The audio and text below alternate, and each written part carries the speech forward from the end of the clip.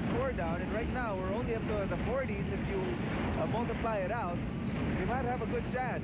That's right. 3 seconds left here. They're going to have to take a shot. Benitez, wild shot, in and out as time expires in the first quarter. So after 10 minutes of play, it's the UP Fighting Maroons looking for an upset against the De La Salle Green Archers. They lead by 1 here at the Araneta Coliseum. 11-10 our score. We'll be back with the second quarter.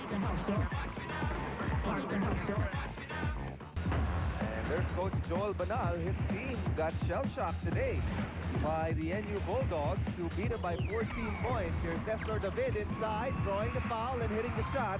It's now a 3-point lead for the Fighting Maroons. And both teams actually not shooting very well from the field.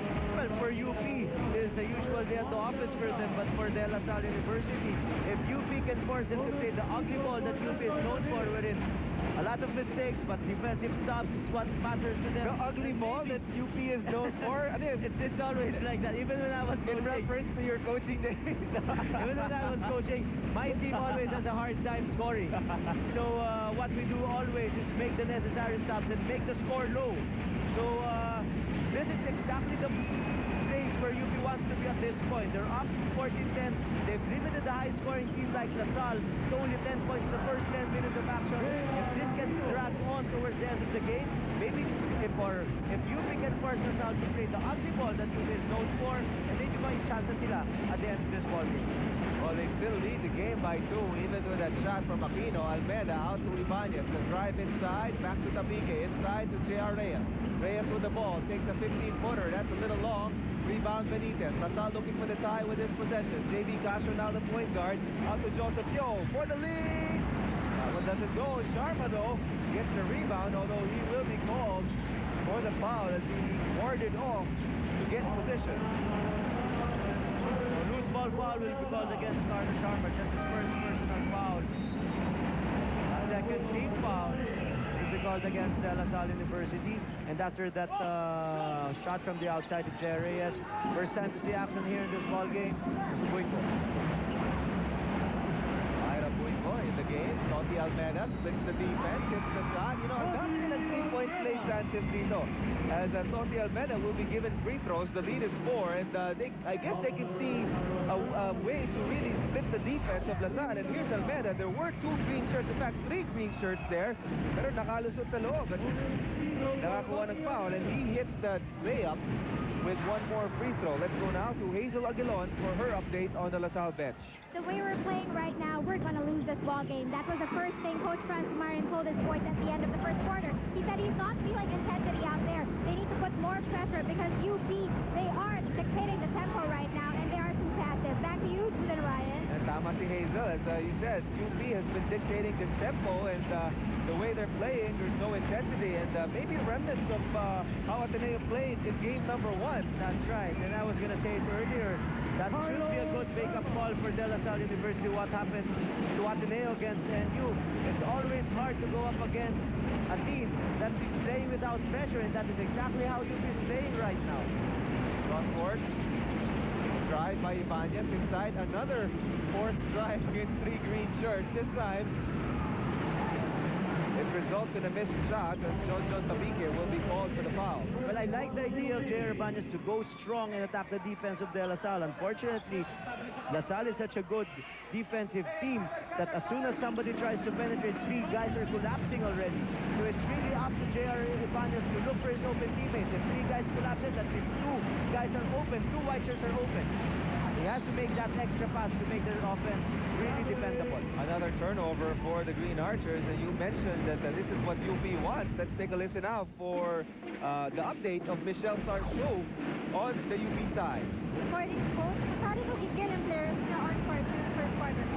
Here has to avoid this to avoid their turnover. Coach said that if some of their teammates are not playing well, then the others have to step up. Lita said his team has had a bad start, but they've recovered, and he knows that they can do it. They have to just not be scared, be patient, and to fight. Now back to you, Jude and Ryan. That's tenacity for you, for Nestor David. He already got blocked, but he got his own rebound and puts it back as the Fighting Maroons now have a 5-point advantage over the Green Archers.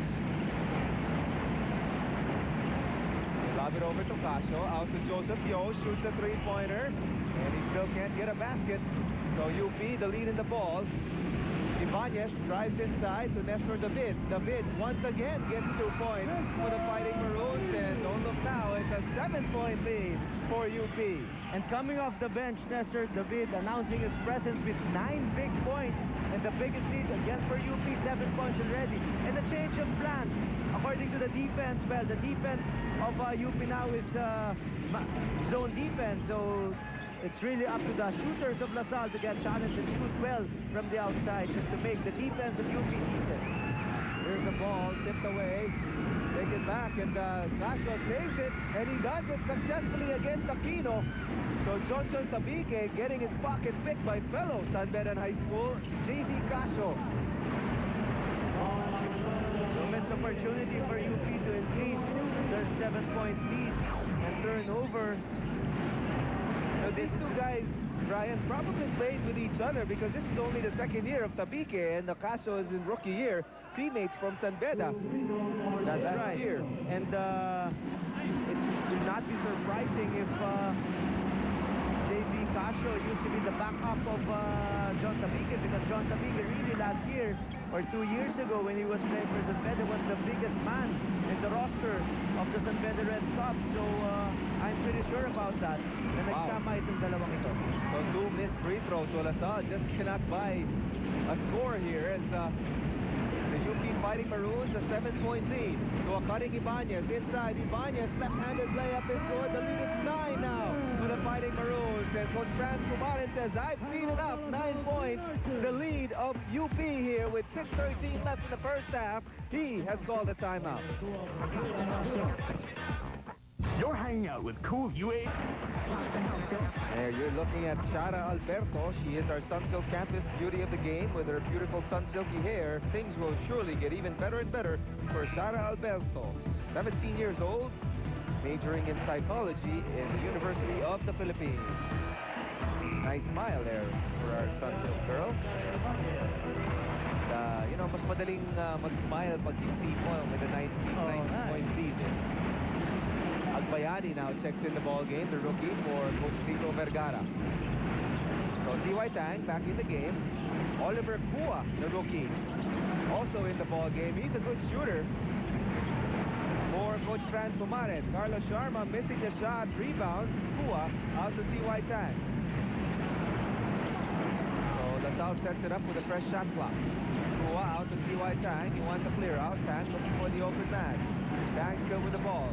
T.Y. Tang bounces it inside. Carlos Sharma against Boyko. Sharma forces his way inside and gets the 2 points. That's just experience working for De La Salle University. Sharma started on the opposite block and ended up eventually, they really wanted to go to Carlos Sharma on the post block, and again turnover by UP. That's going to hurt their chances once again. J.B. Castro with a quick hand was able to get that possession back after a missed shot, and now he's going to the line once again. Take a look at this shot of J.B. Castro. Missed that shot, but he was able to retrieve that header. You will have to earn it 2 times. He missed his 2 free throws earlier on that earlier slip, but this time I'm sure he will make sure he makes that first basket. And UP lead is only down to 6 points, 23-17, and with still 1 free throw here for J.B. Castro. You know, Ryan, I guess it's a good testament for the San Beda High School program. I keep on saying that this guy's from San Beda, that guy's from San Beda. Agbayani is also from San Beda. So the San Beda guy passes it right to an opponent who's also from San Beda, and the point guard now, which is Johnson Tabique, is also from San Beda. So a lot of San Beda Red Cups here. Well, it's really probably one of the best high school programs that we have here in the country. We can look back in the days of De La Salle. You can mention Ren Fowler, even Jenkins Medina, and even Ronnie Magsanok, Eric Altamirano, and Benji Paras. Right now in the ball game, and we know that Toti Almeida, Agbayani, and company in Tabique are all from their high school. And this guy's not from San Beda, but he's waiting his turn. Marvin Cruz shuffled his feet against T.Y. Tang. This is already becoming a very frustrating part as far as Coach Tito is concerned, because he will, in as much as he wants to give Marvin Cruz a chance to play, Marvin has not done anything good for his team.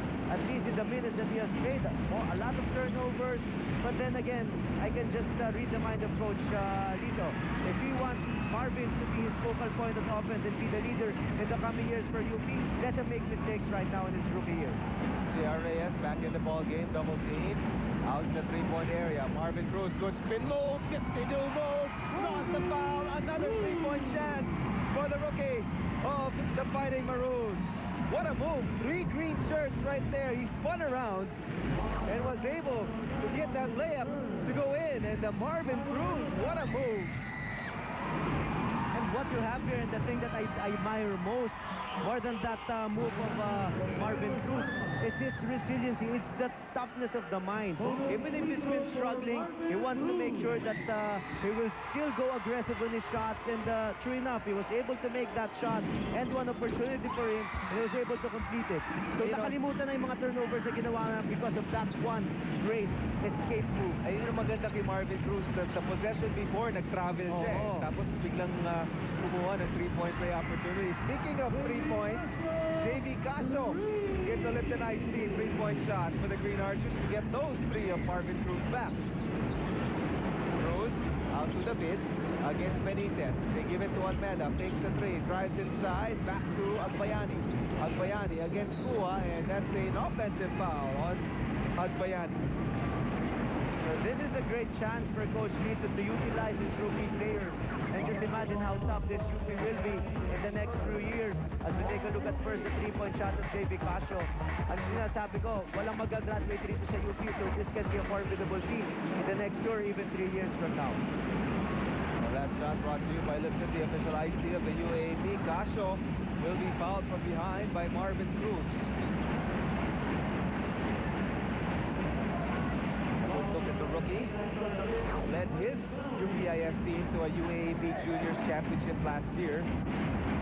He will commit the foul against the guy who also led his UAAP high school team, this time to an NCAA championship. So a lot of champion players from the high school here playing.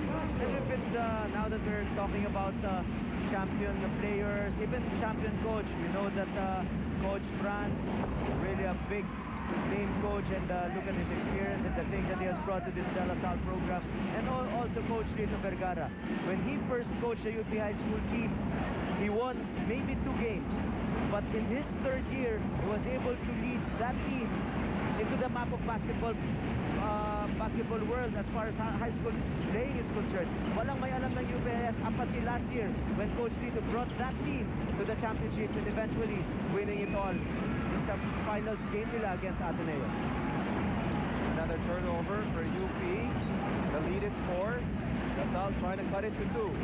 Out to Oliver Pua. Inside they go to Benitez. Benitez gets rid of the mid but missed the layup. The ball loose, taken by Cruz, and that ball, before he got to pass it, he stepped on the sideline.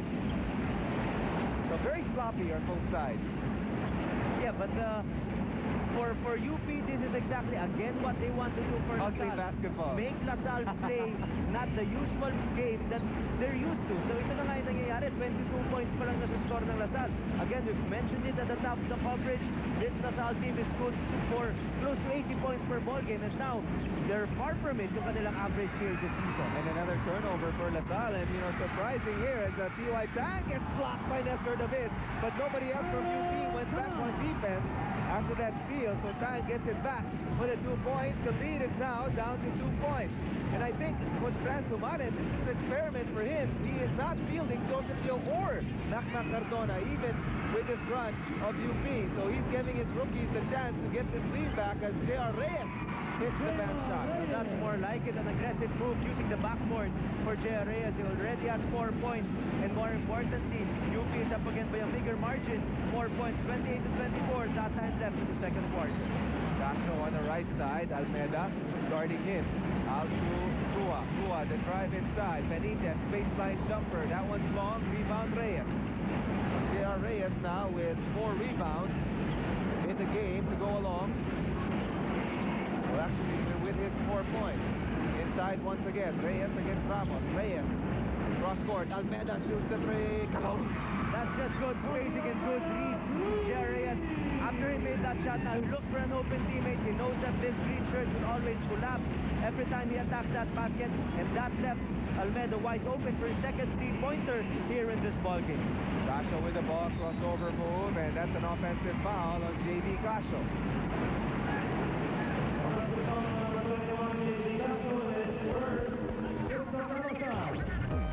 Here's that Lipton Ice Tea three-point shot by Toti Almeida, his second of the ball game, brought to you by Lipton, the official Ice Tea of the UAAP. We have a timeout with less than 2 minutes left here in the first half. Back at the big show. And palagi natin pinag-usapan yung San Beda, and there's another guy from the San Beda Red Cubs who played for the UP Fighting Maroons, na coach po yan, ni Ryan Gregorio. And here's a defensive move by Nestor David, but T.Y. Tang actually got his ball back. That block brought to you by Rick Zona, your best defense against odor and weapons.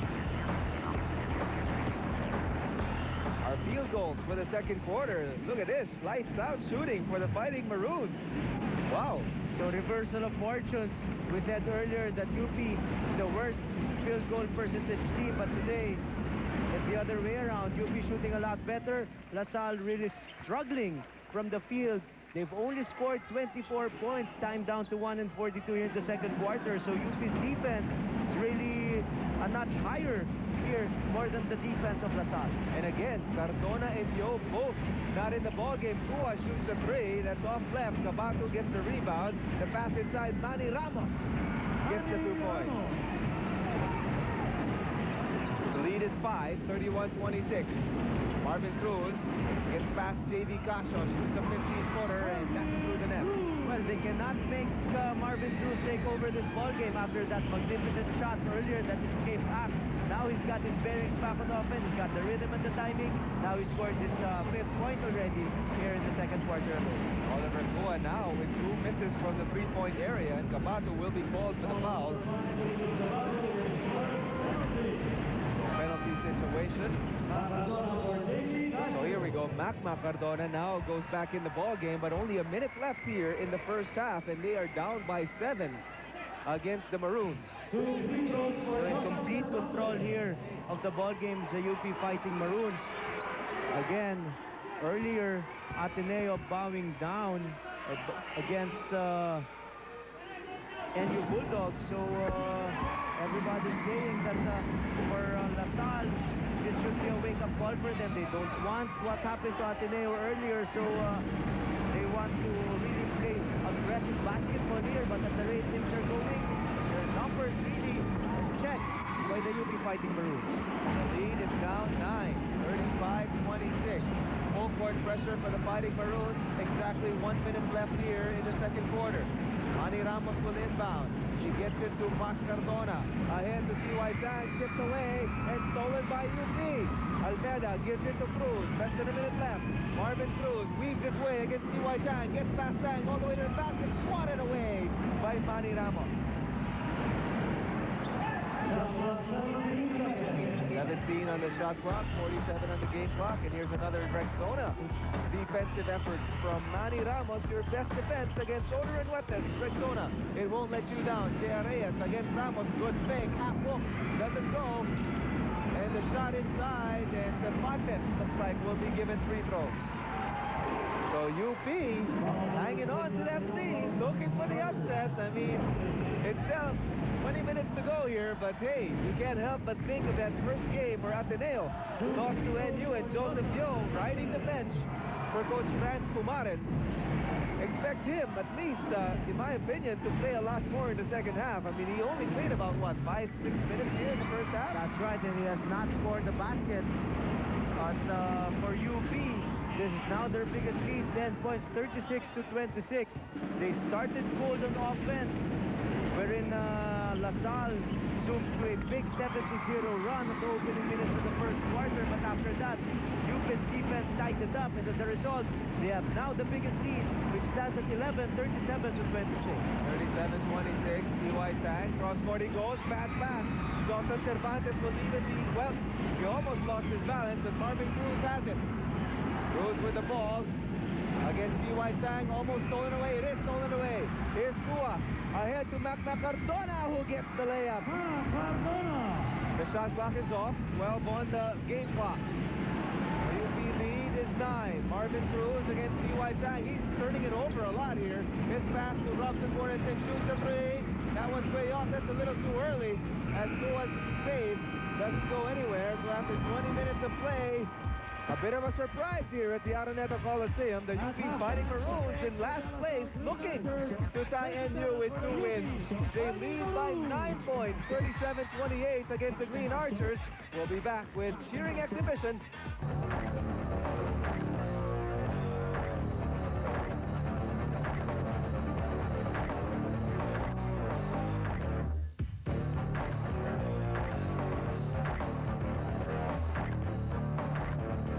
Our halftime score. The UP Fighting Maroons have a 9-point advantage over the De La Salle Green Archers. And UP actually started out bad in this ball game, but they kind of shot very well towards the end of the first quarter and the whole of the second quarter. Well, speaking of bad starts, La Salle jumped into a 7-0 run in the first few minutes in the first quarter, but after that it was all UP.